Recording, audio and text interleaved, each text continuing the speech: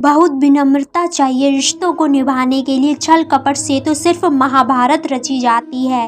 यदि आप किसी के साथ मित्रता नहीं कर सकते तो उसके साथ शत्रुता भी नहीं करना चाहिए। मनुष्य का जीवन केवल उसके कर्मों पर चलता है। जैसा कर्म होता है वैसा उसका जीवन होता है।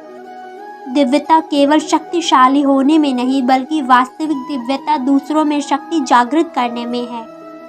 जीवन में वाणी को संयम में रखना अनिवार्य है, क्योंकि वाणी से दिए हुए घाव कभी भरे नहीं जा सकते। जब हम स्वयं जीवन के शिल्पकार हैं तो चलो हम अपनी मुश्किलों को हराते हैं, जीवन में मुस्कुराते हैं। एक बार माफ़ करके अच्छे बन जाओ, पर दोबारा उसी इंसान पर भरोसा करके बेवकूफ़ी कभी ना करो। अहंकार करने पर इंसान की प्रतिष्ठा, वंश, वैभव तीनों ही समाप्त हो जाते हैं।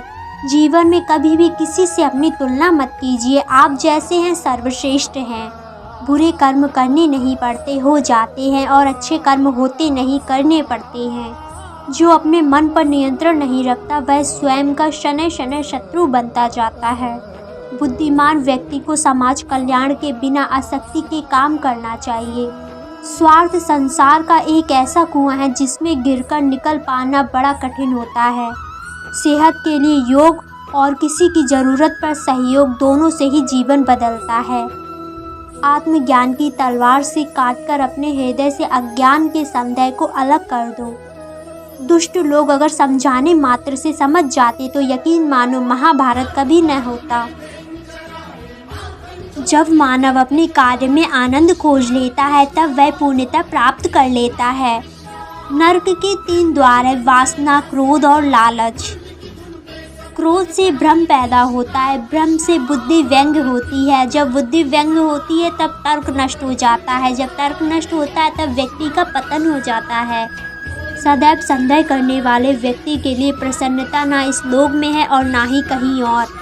मन की गतिविधियों, होश, श्वास और भावनाओं के माध्यम से भगवान की शक्ति सदा तुम्हारे साथ है और लगातार तुम्हें बस एक साधन की तरह प्रयोग कर सभी कार्य कर रही है। ज्ञानी व्यक्ति ज्ञान और कर्म को एक रूप में देखता है, वही सही मायने में देखता है।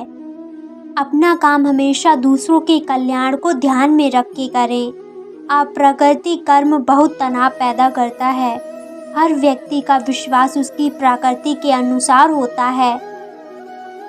बुद्धिमान व्यक्ति कामुक सुख में आनंद नहीं लेता। जो कार्य में निष्क्रियता और निष्क्रियता में कार्य देखता है वह एक बुद्धिमान व्यक्ति है। बुद्धिमान व्यक्ति को समाज कल्याण के बिना आसक्ति के काम करना चाहिए। कर्म योग वास्तव में एक परम रहस्य है। मनुष्य अपने विश्वास से निर्मित होता है, जैसा वो विश्वास करता है वैसा वो बन जाता है। इस जीवन में मनुष्य ना तो कुछ खोता है और ना ही कुछ व्यर्थ होता है। मन अशांत